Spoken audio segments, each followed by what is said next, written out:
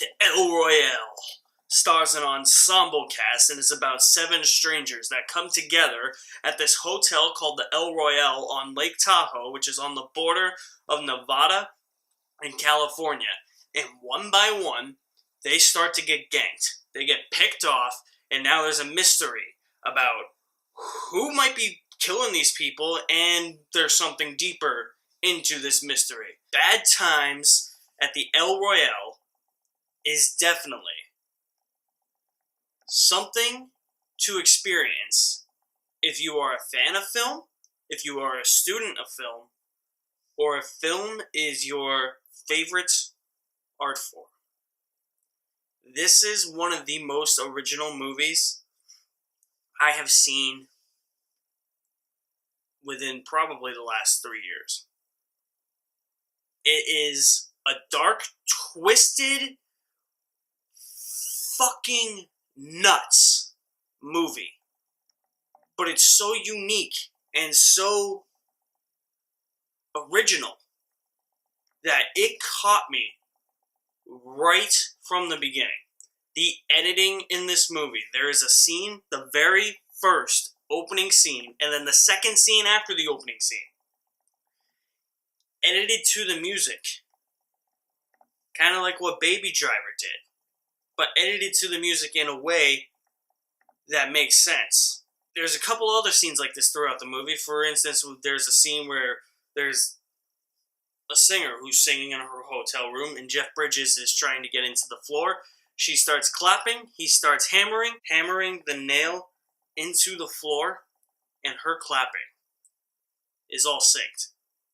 Now, I don't know if that's something Drew Goddard had planned in the script. It had to be, because he also directed the movie. Drew Goddard is known for Cabin in the Woods, Cloverfield. He was a writer on World War Z. I don't think he didn't direct Cloverfield. That was Matt Reeves. But he did direct Cabin in the Woods and co-wrote Cabin in the Woods. There has been nothing, including World War Z, that this guy can't do. This guy has proven he is a top-notch filmmaker with this film. It is so out there. It is just, it's so original, and its plotting is not, it's not one of those movies whose plotting is just so convoluted. I could go on and on all day about this movie. This is probably,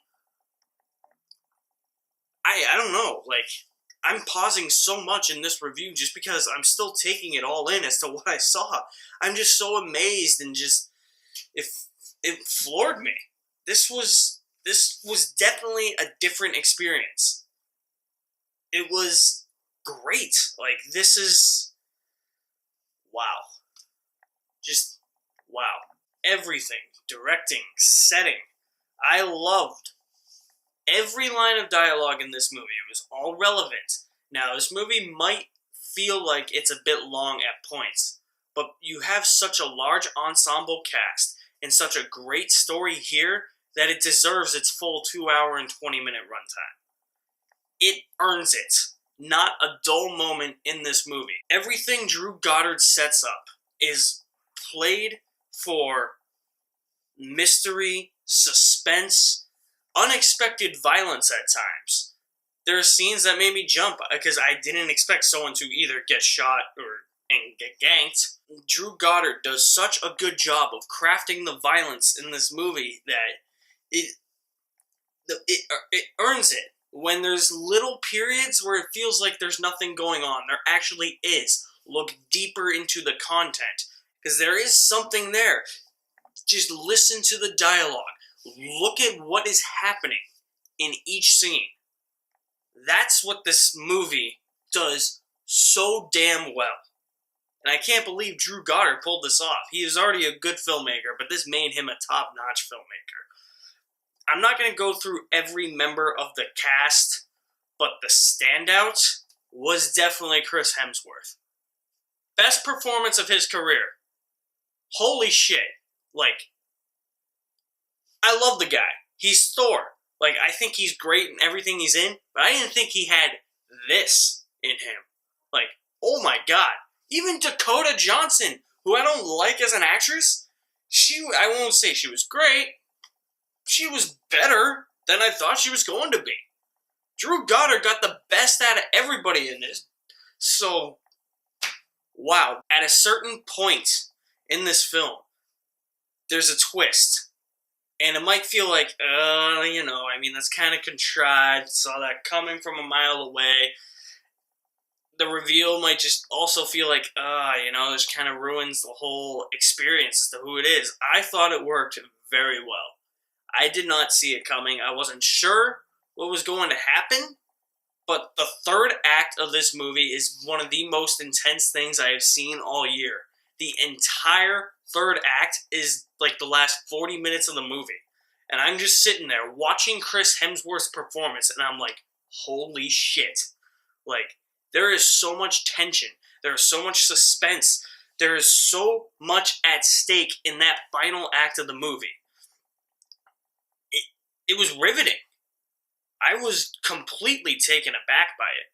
A lot of people might complain that this is edited in a similar style to a Quentin Tarantino film, and to an extent, it is. It does feel very Tarantino-esque, I will say that.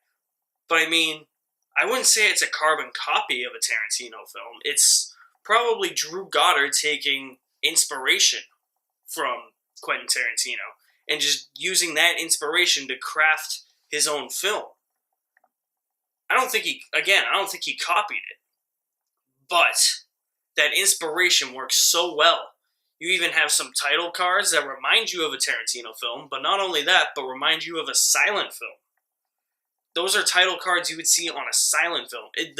The narrative jumps back and forth so much between past, present, even future events, but it never feels like it's convoluted. Even though the story is non-linear at times, it never feels confusing. It never feels out of place. It never feels convoluted. Drew Goddard did the best job he could have with a movie like this. This is what, honestly, I wanted Hotel Artemis to be like, or somewhat like. This is by far, hands down, right now, not saying it's going to stay this way for the rest of the year, but I mean, we only have 3 full months, counting October. This is the first day of October. So we have 3 full months left in the year. Right now, this is my favorite film of the year. I don't see anything topping it, and I didn't think anything would top Hereditary. I am going to give Bad Times at the El Royale an A+. If you can handle some dark, messed up, twisted storytelling, but at the same time acknowledge that these performances are amazing, these characters are very well written, something I forgot to mention, to be honest with you, and you can look at this as a film and the filmmaking that went into this movie from Drew Goddard. This will be hopefully one of your favorite movies of the year. That is my review for Bad Times at the El Royale. Definitely go and see this movie when it comes out next week, guys. When you do, drop me some feedback as to what you thought about it in the comment section below. I will leave my link to my website there. You can find all my links to my social media accounts. My name is Alex Madden. Signing off. Go see this movie.